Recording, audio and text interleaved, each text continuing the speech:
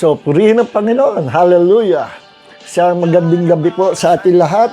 At this is JCLG Tuesday Online Bible Study, and this is your, ako pa rin po, Pastor June Cortez from San Pablo City, Laguna. Alright.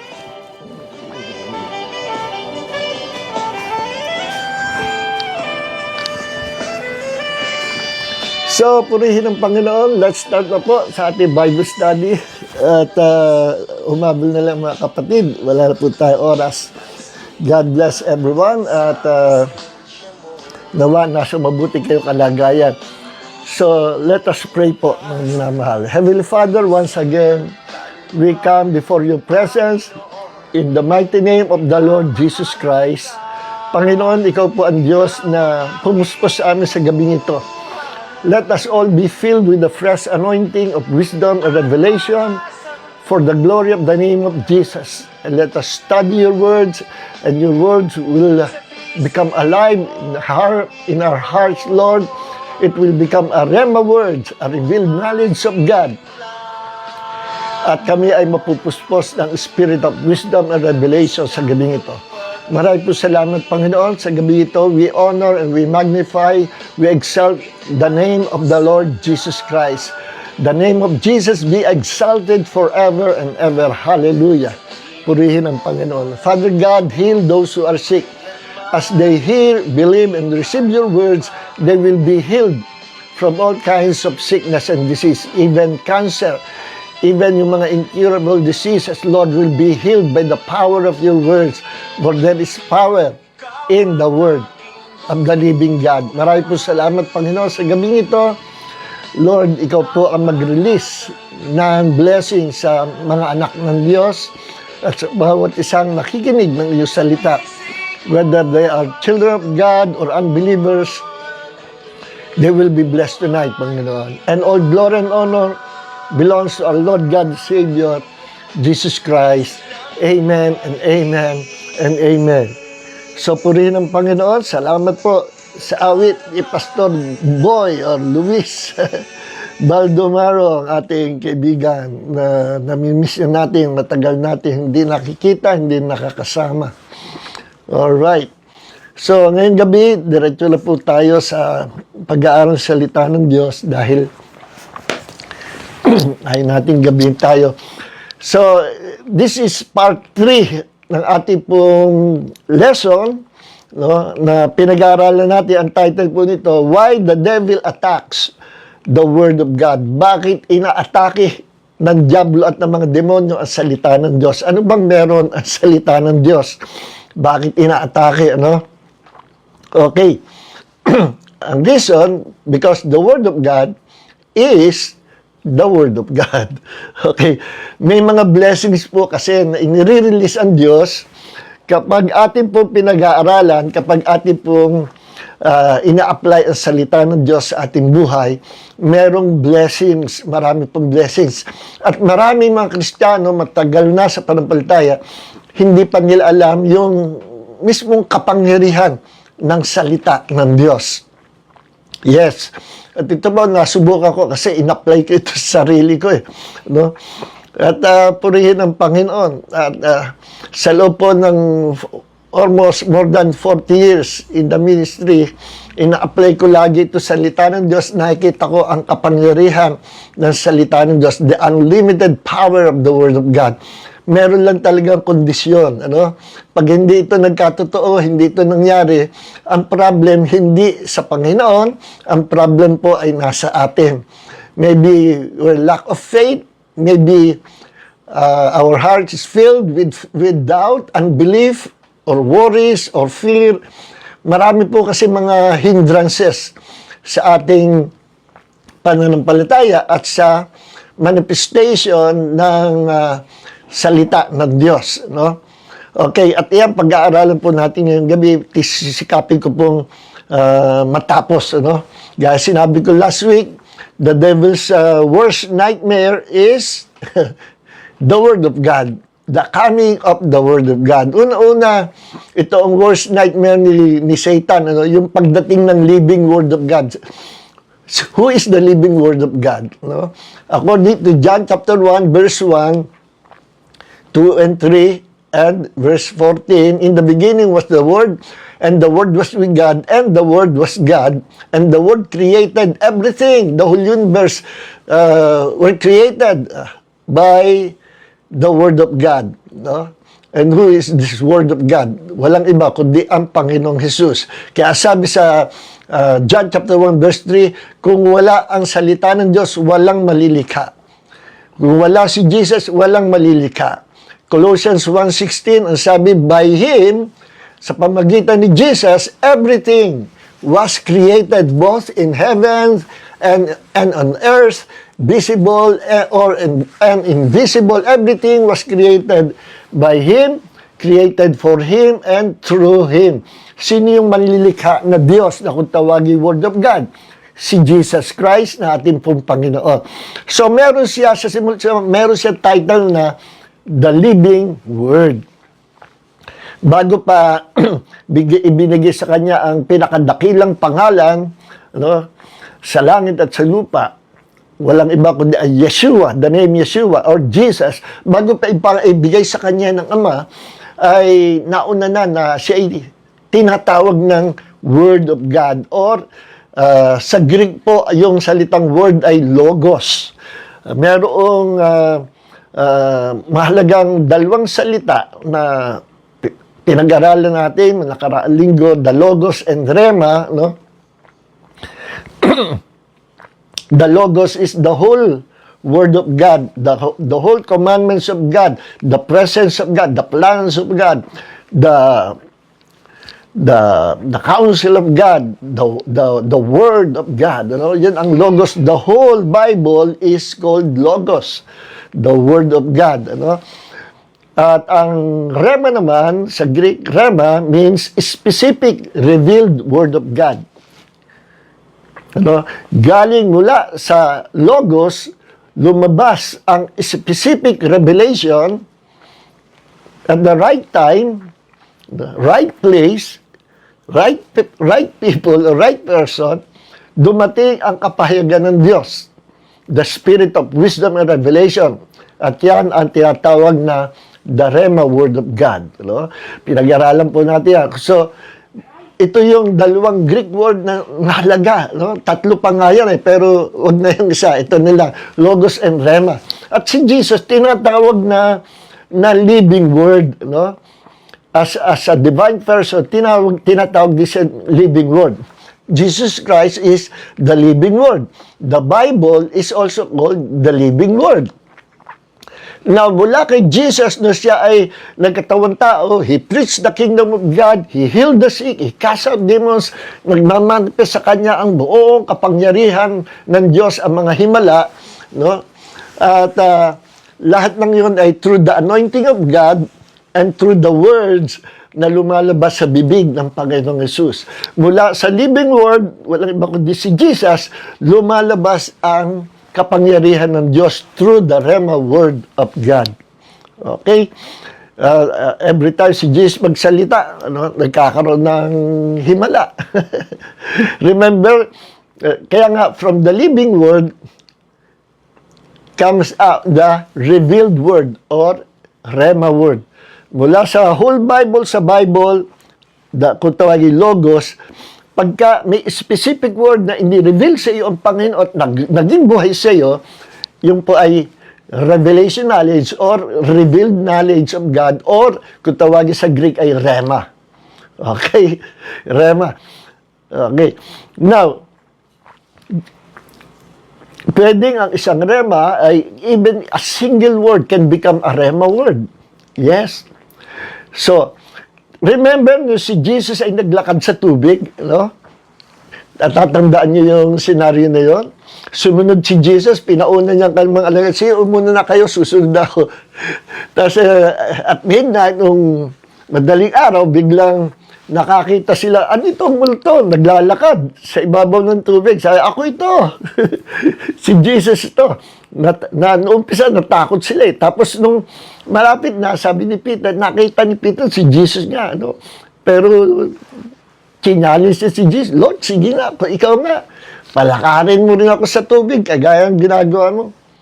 Ano sagot ni Jesus? Come, halika. Single word.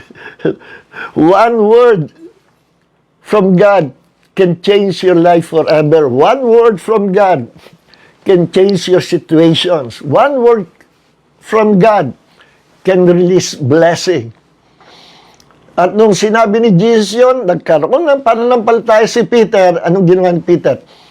Lumakad siya sa tubig, nakalakad. Why? Because Peter believed in the Word of God.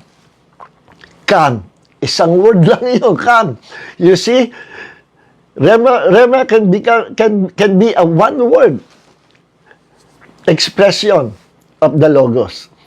From the Logos, from the living word, Jesus, lumabas sa bibig niya, come. Tinanggap ni Peter, sinampalataya sa salita, naka-experience siya ng miracle. Alam nyo, every time we believe and receive the Word of God by faith, we will experience miracle. Totoo po yan. Because the Word of God is a miraculous Word na ito ay lumilikha, gumagawa, kumikilos, nagliligtas, nagpapagaling, no, etc. There are blessings in the Word of God. Ating po pag-aralan niya. So, ano nangyari kay Peter? Balikan natin yung si Peter nakalakad sa tubig. Ano nangyari kay Peter? Lumakad siya, nakita niya. Kasi nakatingin siya kay Jesus, naniwala siya sa sinabi ni Jesus.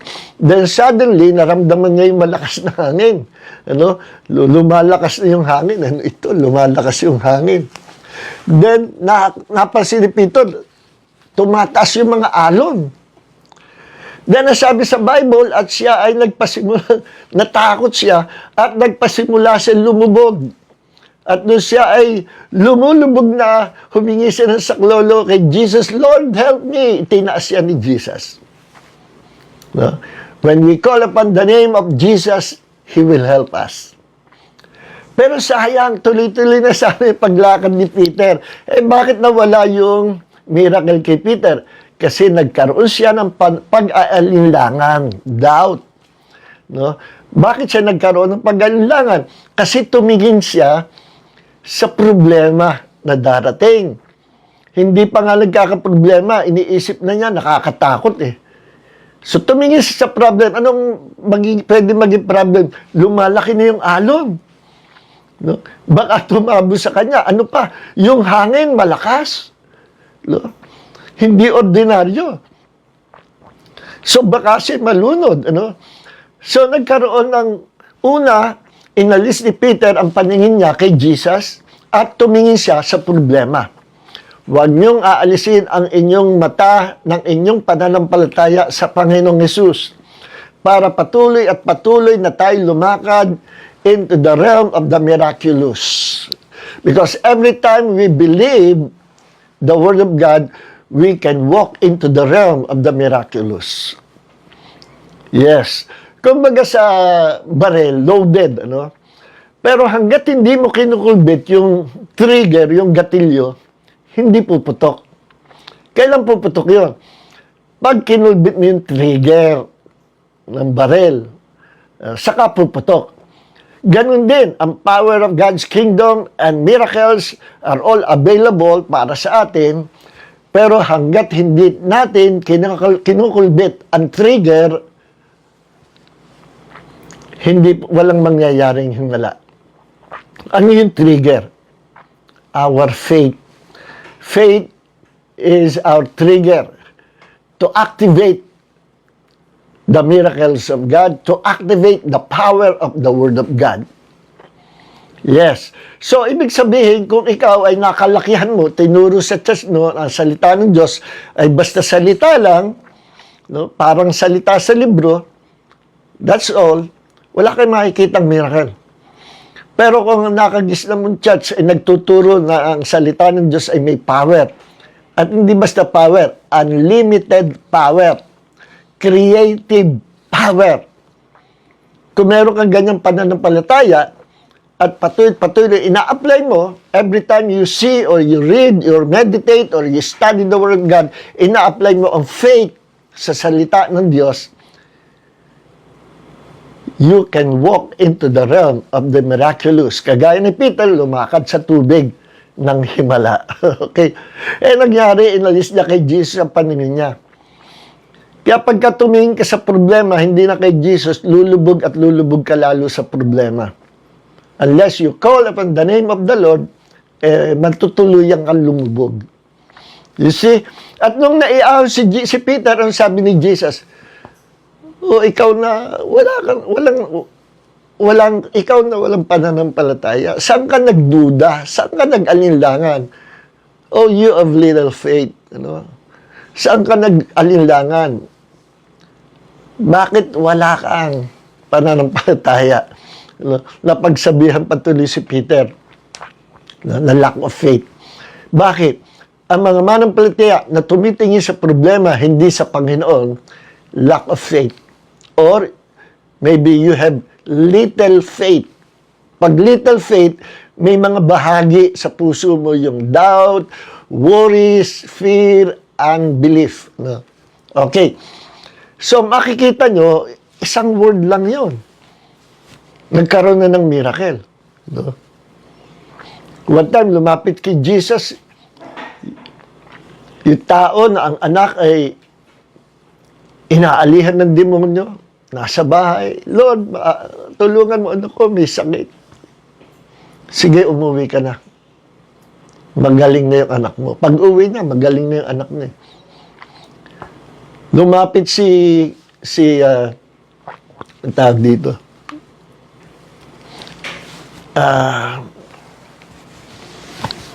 I forgot the name. Yung pinuno, high-ranking soldier, no? Nasa dulang dila ko. Kay Jesus, Lord, my servant is sick. Tulungan mo yung aking atulong, yung servant ko. Mabait ito. Centurion. May mga taong, may in charge siya sa maraming tao, maraming sundalo. Siya ay isa sa mga officers ng Roman soldiers, no? Roman army. Ano? Meron siyang faith kay Jesus kahit siya Roman soldier. Sabi niya, tulungan niyo pong ang aking servant kasi may sakit siya, paralyzed siya. Mabait itong centurion ito. Bakit? Kasi concerned siya sa kanyang servant na may sakit. Kung sa ibang Roman soldier yun, Roman officer, itatapon na lang yun. Bahala ka sa buhay mo. Pero ito, mabait ito. Tsaka meron siya faith kay Jesus. Sabi ni Jesus, nasaan? Nasa bahay po. Puntahan ko. Tara na. Ay, naku sa kalagayan ko pong ito alam nyo, kumbaga ipaparaphrase ko, alam ko ang kapangyarihan nyo, alam ko ang authority nyo. Kasi ako man ay may mga tao rin sa ilalim ng aking pamumuno. No? Na isang salita ko lang sa kanila, susunod sila.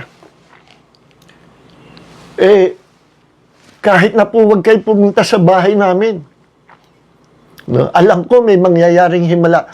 Just speak the word only. Right? One word lang, speak the word only, and my servant will be healed. Pinaparaphrase ko po, no? Umuwi yung pinauwi niya na. Pagdating niya sa bahay, magaling na yung servant niya. See? Because there is power in the word of Jesus. Why? Because Jesus is God, and every word that will come out of His mouth is the word of the living God. See, makita nyo, no? From the living word, lumalabas ang rema. Mga rema word yun eh. There is power in the rema word of God. There is a creative power. There is miracle. Unlimited power in the rema word of God. See, no wonder kung bakit si Satanas, or maybe the worst nightmare of the devil is the word of God. Una, yung pagbabalik ni Jesus. Una nga unang-una, yung first coming of Jesus, worst nightmare ni Satanas yan. Babalik. Nangako si Jesus babalik. Another worst nightmare yan. Pero alam nyo, hindi lang siya takot sa living word. Takot din siya sa written word na lalabas sa ating bibig at magiging rema word. Alam nyo itong written word, nasa Bible natin, itong Bible. Bawat isang promises na nasa Bible, sabi ng iba, there are more than 3,000 promises, no? In the Bible. May nagsabi naman, no, there are 33,000 promises. Dami, no? So, whatever, kung 1,000, 3,000, 10,000, basta promise of God. And every promise of God has power. Every promise of God in the Bible has unlimited power.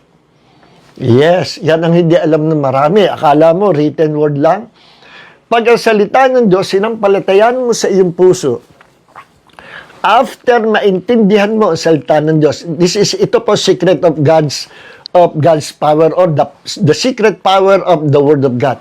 Kapag ang salita ng Diyos, binasa mo, isinuko mo ang puso mo sa salita ng Diyos, and every word na nababasa mo, sinasampalatayanan mo, pinag-iisipan mo, minemeditate mo, pinag-aaralan mo, at kapag ito'y naunawaan mo sa iyong pag-iisip, then ang next step is, after na maintindihan mo yung passage or yung verse sa Bible, ang ginawa mo, sinampalatayanan mo ito ng buong puso mo. Then, yung Word of God from your head will come down to your heart. And your heart, ang puso mo, matataniman ng salita ng Diyos na merong unlimited power. Ulitin ko, kapag ang pangako ng Diyos, pinasa mo, pinagbulay-bulay mo, you meditate on the Word of God or in the promises of God, then, sinampalatayan mo lubos, naintindihan mo, and after na maintindihan mo sa salita ng Diyos, sinampalatayan mo sa puso mo. Then, yung pagkakaintindi mo sa salita ng Diyos, the Word of God, na nasa isip mo, bababa sa puso mo kapag sinampalatayanan mo.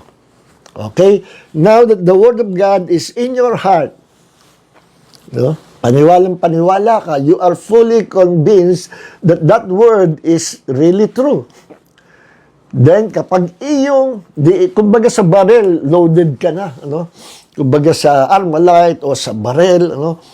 Loaded na ng bala. Pero hindi pa doon natatapos.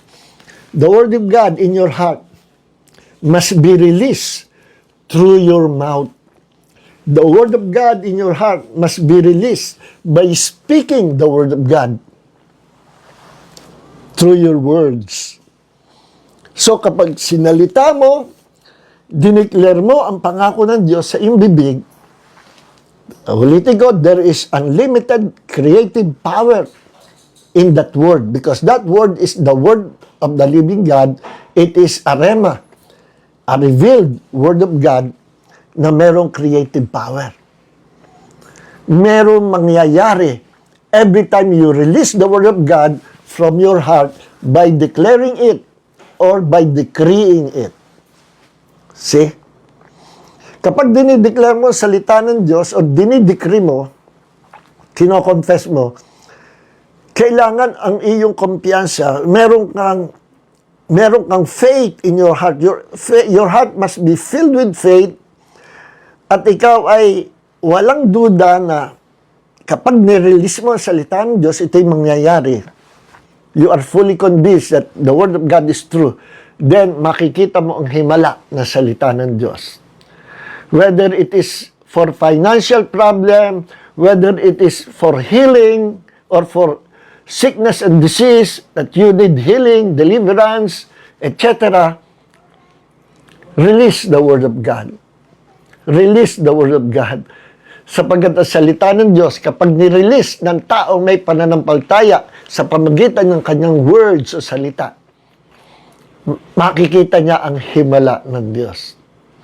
Alright.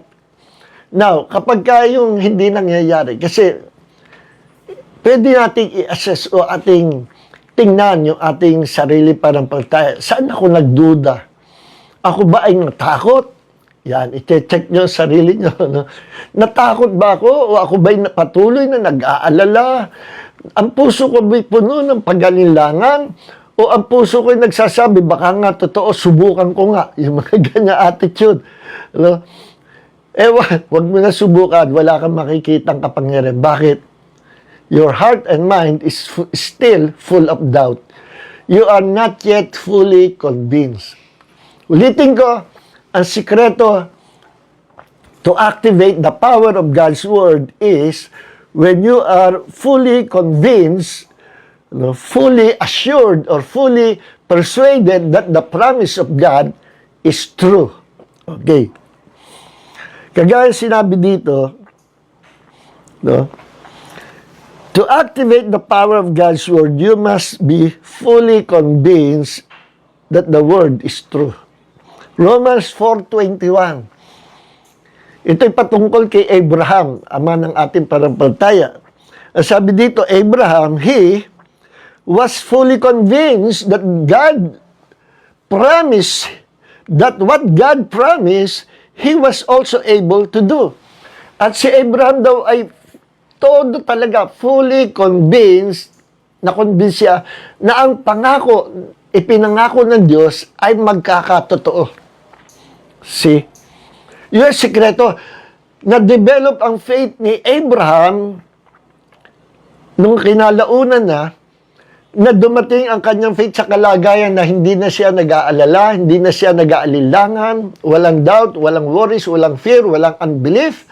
Kaya yun ang ibig sabihin ng he was fully convinced that the word or the promise of God is true. Na ito ay papangyayarihin ng Diyos. See? Paano kung hindi kaagad natin makita manifestation? Yan na rin ang isa ko isusunod. Ang salita ng Diyos, once you release it through words from your heart, coming out of your mouth, you declare it, you decree it, ang kagaya niyan, para kang nagtanim ng seed, ng binhi. Tinanim mo sa pamagitan ng iyong bibig ang pangako ng Diyos, iingatan niya sa iyong puso. Huwag mong pag-aalinlanganan. Kagaya pinag-aral natin last week, no? Huwag mong pag-aalinlanganan. Once dineclare mo, napatanim na yung seed because the Word of God is also called seed.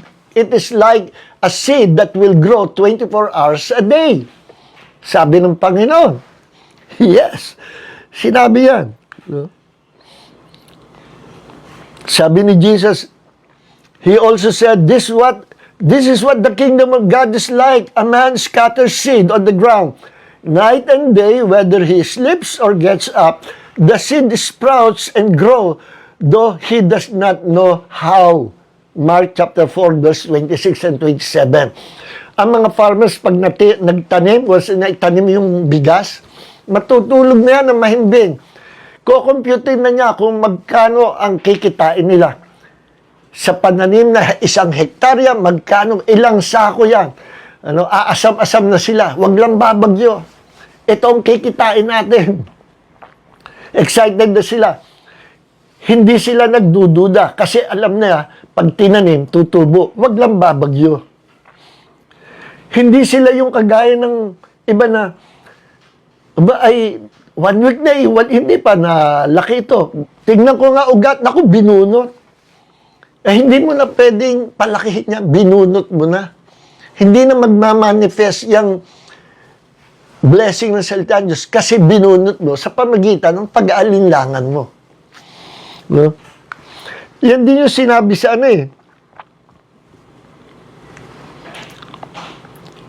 Saan ba yun? Nasalita ng Diyos, parang parang seed, 1 Peter chapter 1 verse 23. It is an incorruptible seed, binhi na hindi nasisira, no, hindi natutuyo, hindi nabubulok. Na kapag tinanim mo sa pamagitan yung bibig, ito'y tutubo. Lalaki ito. No? So, ang pagtatanim, ginagawa yan sa pamagitan ng salita. Dito sa Luke chapter 17 verse 6, the Lord said, if you had faith as a grain of mustard seed, kung meron ka pananampalataya na kagaya ng pinakamaliit na binhi ng mustasa sa Israel. Sa Israel, iba yung mustasa nila sa mustasa natin. Sa kanila, yung mustard seed, isa sa pinakamaliit na seed.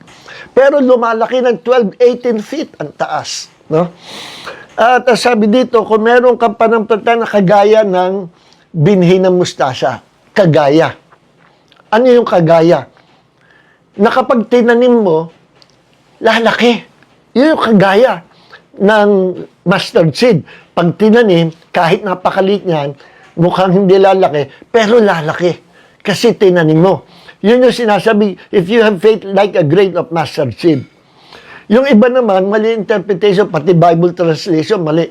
Na sinasabi, if you have faith as little as the mustard seed. Hindi po yung size ang pinag-uusapan. Ang pinag-uusapan, yung kung meron ka pananampalataya na kagaya ng mustard seed, yung principle na ikagaya, ano yung principle na? Kapag tinanim mo, ang mustard seed tutubo. Lalaki. Meaning, kapag inactivate o in-apply ang iyong pananampalataya sa pangako ng Diyos, lalaki ito. Ang salita ng Diyos, kapag tinanim mo, lalaki ito. Mapupuno ka ng bunga ng pananampalataya kasi tinanim mo. Pero hanggat hindi mo tinatanim, hindi yan tutubo. You can sow or you can plant the seed of the Word of God by confessing it, by declaring it. So, ang bibig ang tagapagtanim ng salita ng Diyos para tumubo. At, ganun din, mabubunot mo yung iyong itinanim kapag iyong sinalita. Or nagsalita ka na may pag-aalilangan, nagsalita ka ng negative words against that seed, nagsalita ka ng words of doubt against that seed, the Word of God, nagsalita ka ng naiinip sa salita ng Diyos, binubunot mo ang salita ng Panginoon ay tinanim mo sa iyong puso. Ganun po yun. Yes. Kaya marami, hindi nangyayari.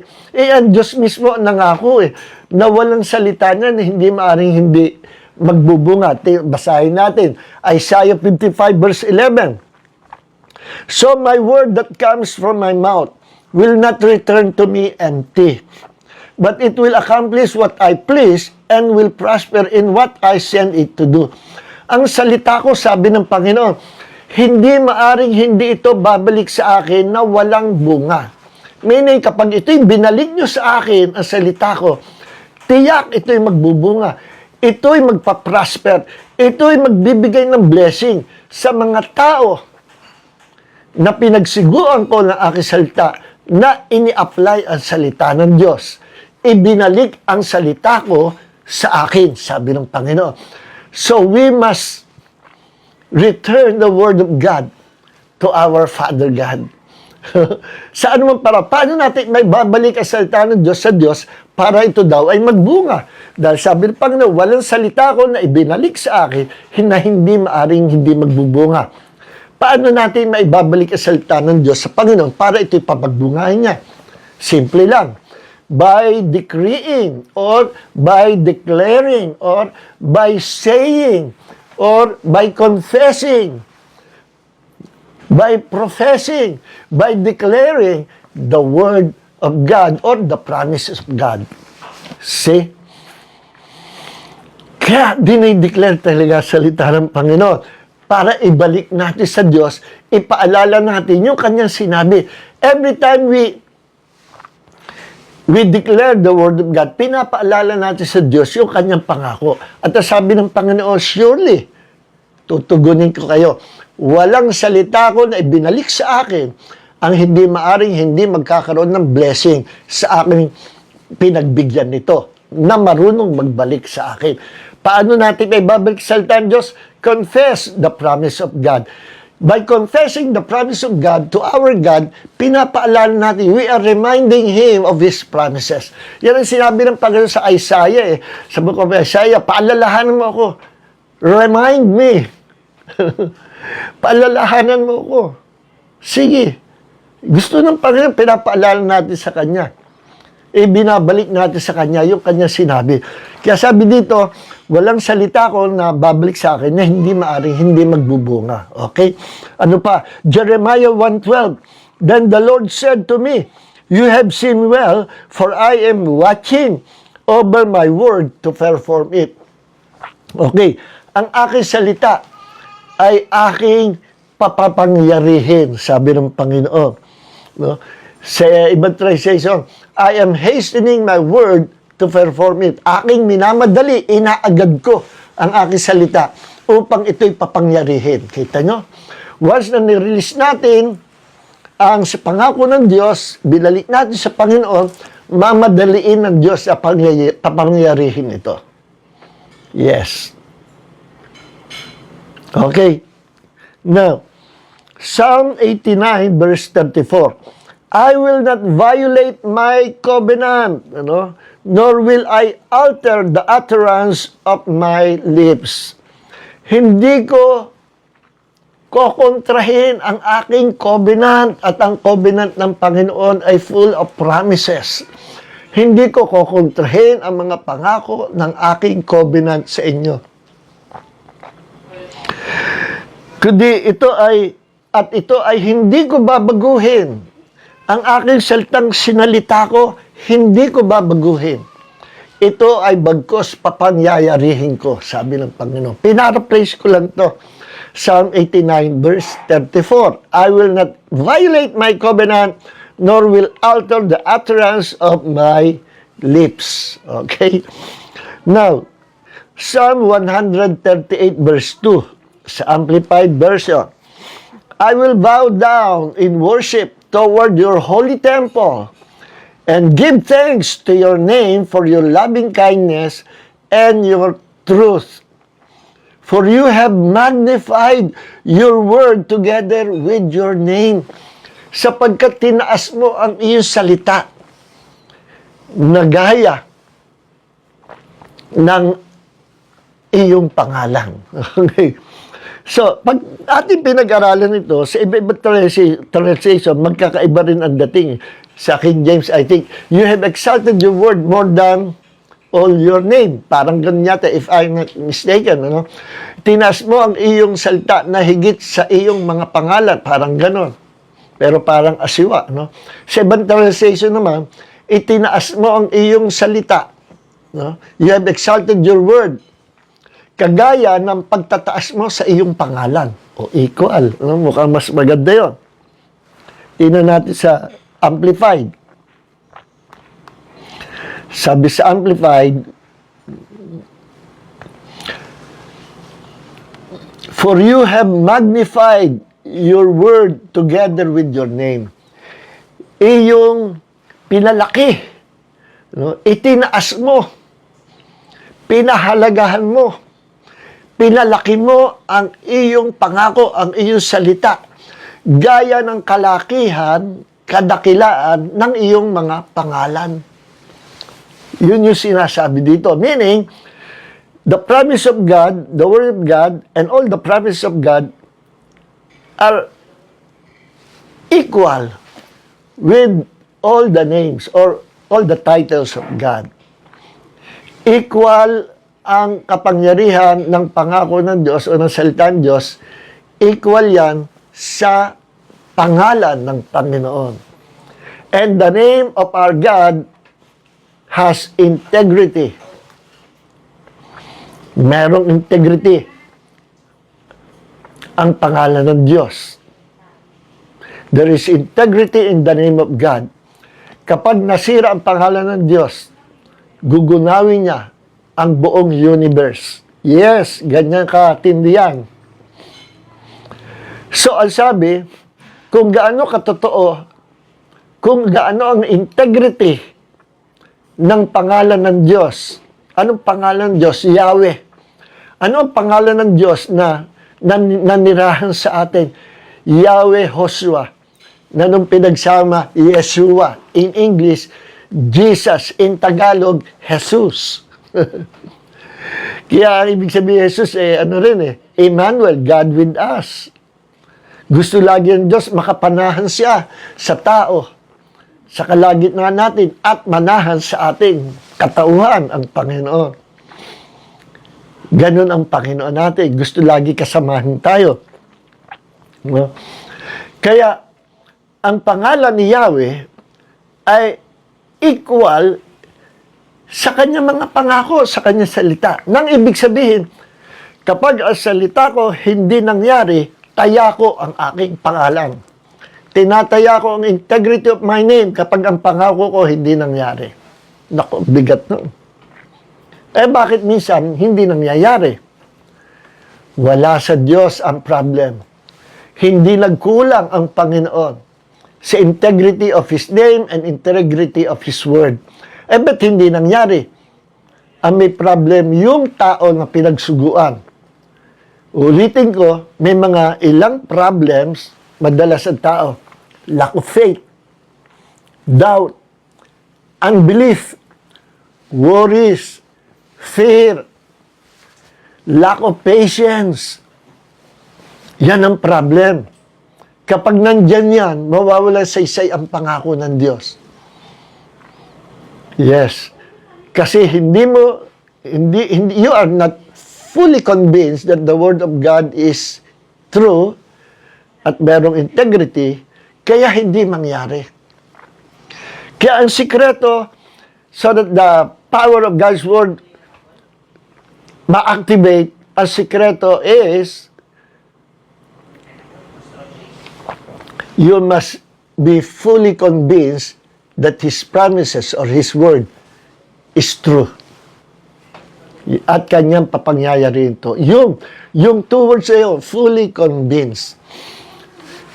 At si Abraham, nung na-develop ang kanyang panampalataya, after 25 years, na-fulfill yung pangako ng Diyos sa kanya. Umabot ng 25 years. Bakit? Hinintay ng Diyos ma-develop ang kanyang pananampalataya. Remember nung babago pa sila ni Sarah, pinanghawakan nila ang pangako ng Diyos, pero nung tumatagal-tagal na, ba't hindi pa nagkakaroon, hindi pa ako nabubuntis, hindi pa ako nagkakaanak? Baka naman, nag-usap yung mag-asa, baka naman ang point ng Diyos doon sa katulong ko kay Hagar. Tapos yung anak niya, magiging tuturing nating anak natin. Buntisan mo na nga. Ang tagal Inunahan nila ang Diyos. Kaya nagkasala tuloy. Hindi lang actually, walang binanggit ang Biblia, nagkasala si Abraham, pero I think, kasalanan, yes, kasalanan yung pagdudahan mo pangako ng Diyos. Pero pinatawad naman sila ng Panginoon. Of course, then dumating 25 years, saka nanganak si Sarah. Saka nanganak si Sarah. Na-develop yung kanilang pananampalataya. Until dumating siya sa kalagayan na Abraham was fully convinced, no? He was fully convinced that God promised, that what God promised, he was also able to do. Okay? So, ang secret word is, you must be fully convinced. Okay, basahin natin Hebrews chapter 4, verse 12. For the word of God is alive, active, sharper than any double-edged sword. It penetrates even the dividing soul and spirit, joints and marrow. It judges the thoughts and attitudes of the heart. Okay. So, as ano sabi, the word of God is alive. May translation nung araw the word of God is a living thing. Naku, bihira, no? Buhay, ang salita ng Diyos. Naalala ko nung ang mother ko noon, ay, ang mother ko ay tawag doon? Dressmaker, no? Yun ang profession niya, yun ang hiling niya, yun ang naging business niya. So, habang nananahi, kausap ko siya. Alam mo, June, sabi niya, kagabi, nagbasa ako ng Bible. Nung binabasa kong Bible, nagulat ako. Yung letra coming out of the Bible, lumutang yung letra sa harapan ng kanyang mukha. Right before his face, nag-float ang Word of God. Because the Word of God is alive. It is a living thing. It is alive and full of life. Kaya nung nakita ng mother ko, nagulat siya. Ginawa niya, pumikit siya. Totoo ba ito nakita ko? Pagtingin niya, wala na, bumalik na sa dati. Sabi niya, alam mo, nakita ko lumutang yung mga letra sa harapan ng mukha ko. And that is miracle. Totoo po yan. No? So, purihin ang Panginoon. Wala na po tayong oras, ano? So, hanapin natin salita ng Diyos. Merong ganito po ang principle, you must sow or plant the seed, the promise of God. Number one is to sow the seed of God, coming out of your mouth, from your heart. No? Then, after releasing the Word of God, it must be released by faith. Kailangan i-release mo ito na ang sikreto, your faith is fully convinced that it is true. Pag tinanim mo, nirelease mo ang salita ng Diyos mula sa iyong puso, na merong pananampalataya, the Word plus your faith. So, loaded na. Hihintayin mong lumaki ang seed. Anong kailangan mo sa paghihintay? Patience. My friend, patience. Anong klaseng patience? Kasi maraming klaseng patience. Meron niyang may patience siya. Yung mananampalataya. Lord, ako po'y may patience. I believe in your promises, Lord, and I have patience in my heart. And I want it right now, Lord, right now. That's not patience. Wala siyang patient kapag sinabi mo, gusto ko ngayon na, Panginoon. Bakit? Ano ibig sabihin? Naiinip ka, gusto mo right now. No. Paano kung hindi pa pangyarihan ng Diyos ngayon? Paano kung gusto niya after 1 month, or 2 months, or 1 year, 3 years, or 10 years? Bakit? The Lord is testing your faith. The Lord is testing your patience. Pag ang faith ay totoo, merong kasamang patience. Magkakambal po yan. Faith and patience, they are power twins. Ulitin ko, kapag ang faith ay totoo, there is patience in his heart, in the heart of the believer. Pero kapag peke ang iyong panampalataya, tinesting ng Diyos, hindi ka agad binigay ng Diyos, nainip ka at sinasabi, Lord, bakit? Ba't doon sa kapatiran na yun, nangyari? Ba't sa akin hindi mangyari? Bakit hindi ako gumaling-galing sa sakit? I already sowed the seed of healing. May sakit pa rin ako for almost a year. No? Pag ganun ang attitude mo, you have patience with the wrong attitude. Anong kailangan? You must be patient with the right attitude. Ano ang right attitude? Lord, kahit hindi ko nakikita ang answer, kahit paabutin ng 5 years, 10 years, hindi ako mag-alinlangan. Your word is still alive. Your word is true. Your word is real. Your word will come to pass in due time, according to your will, in perfect will of God, it will come to pass. Yes. Alam niyo, dumaan ako sa testing na yun. Yes. Dumaan ako sa testing na. Sandali, tingnan ko lang, ano.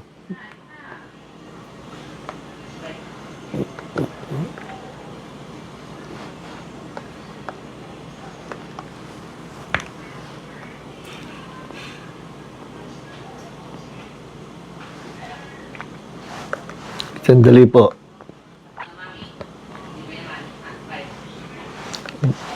Meron lang akong kino-compute dito.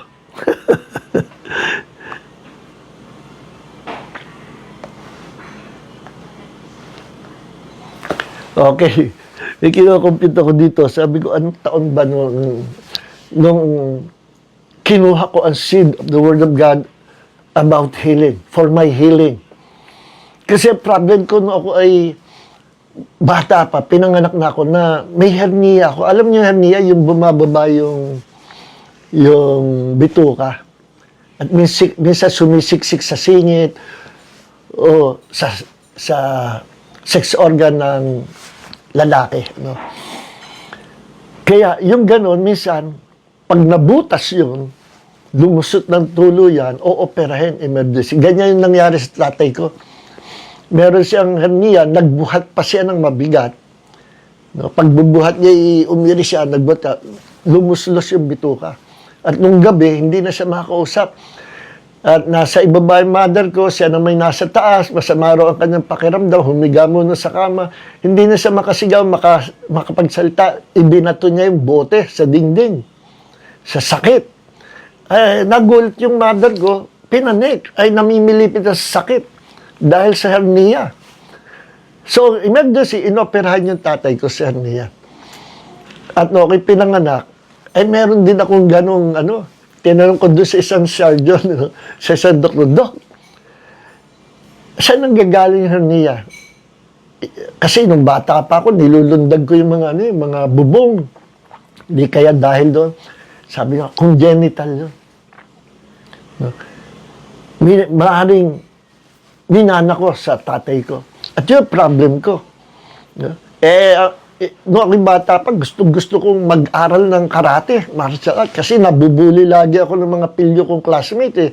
Nung grader pa ako, sabi ko, humanda kayo pag natuto ko ng karate. Lagot kayo sa akin.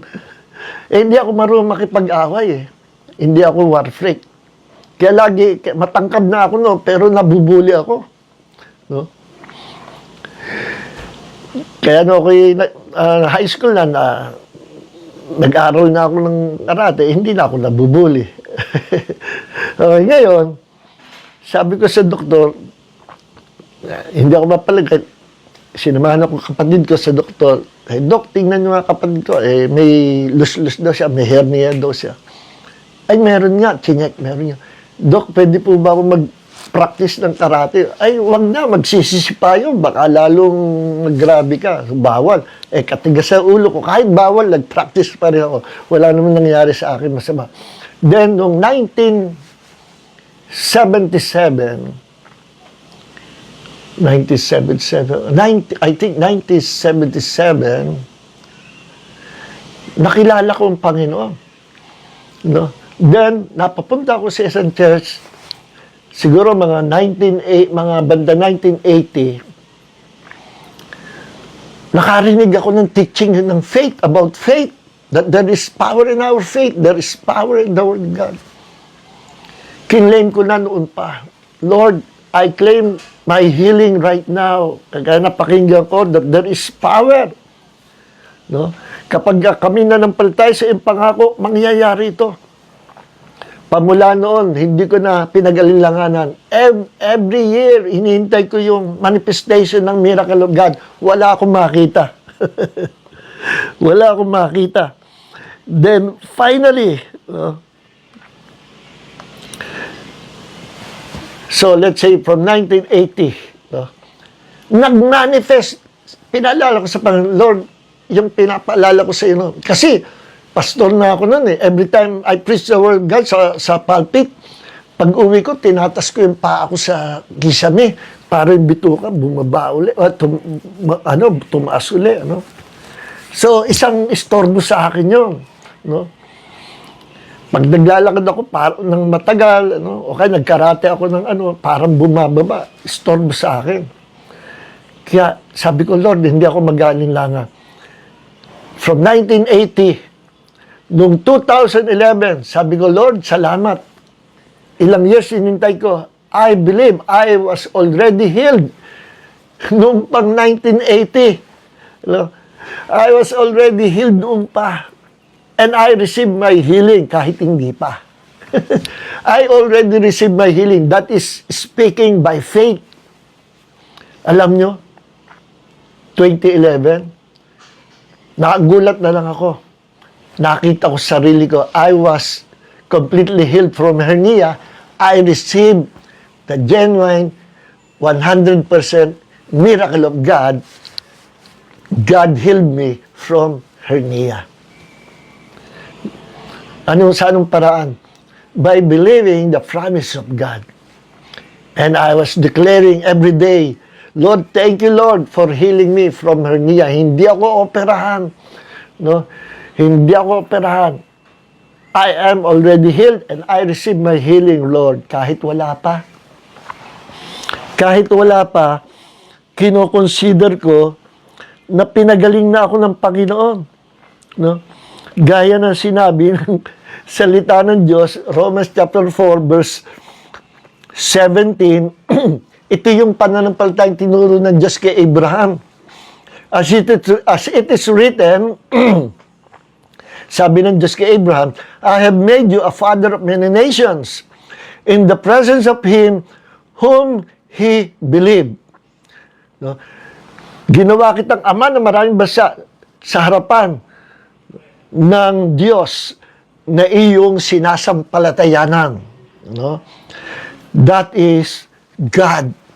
Sino yung Diyos na sinasampalatayanan? Abraham na nangako sa kanya, ang Diyos. No?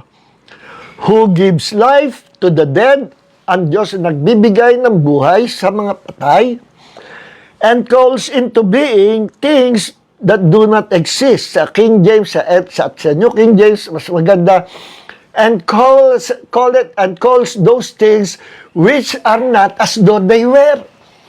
Tinatawag ng Diyos yung gusto niyang mag-manifest, gaya ng ginawa niya sa Genesis chapter 1, God said, let there be light, and there was light. God said, let there be world, and there was world.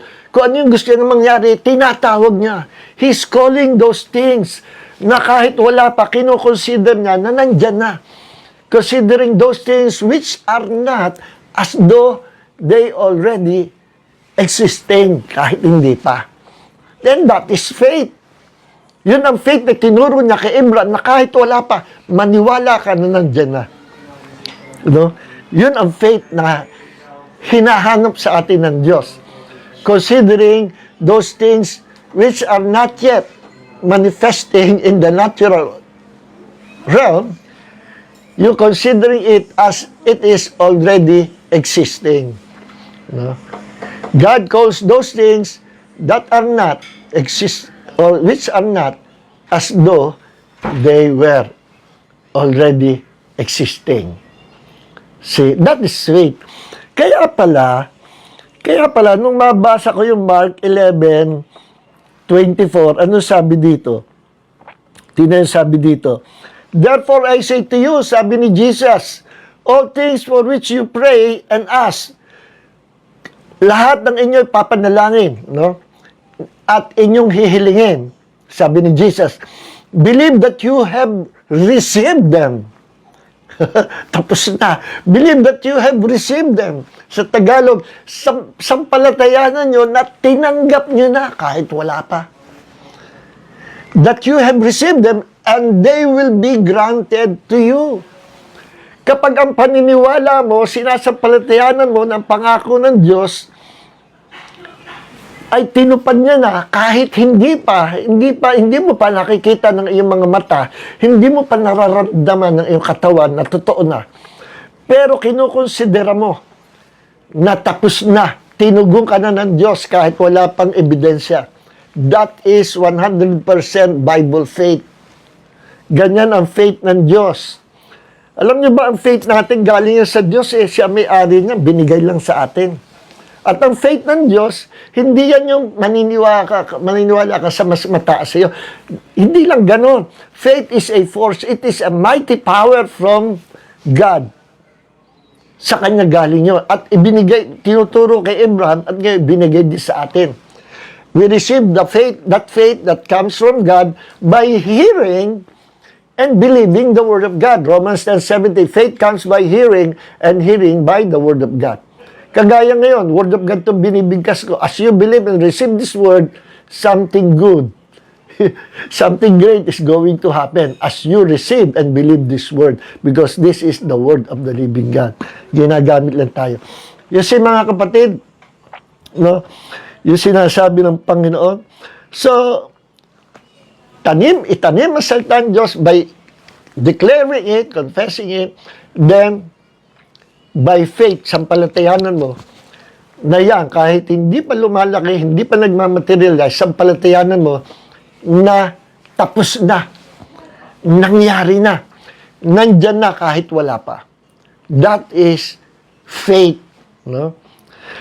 Ngayon, ikaw ay magtsatsaga ka talaga, hihintayin mo with patience. No? You must wait.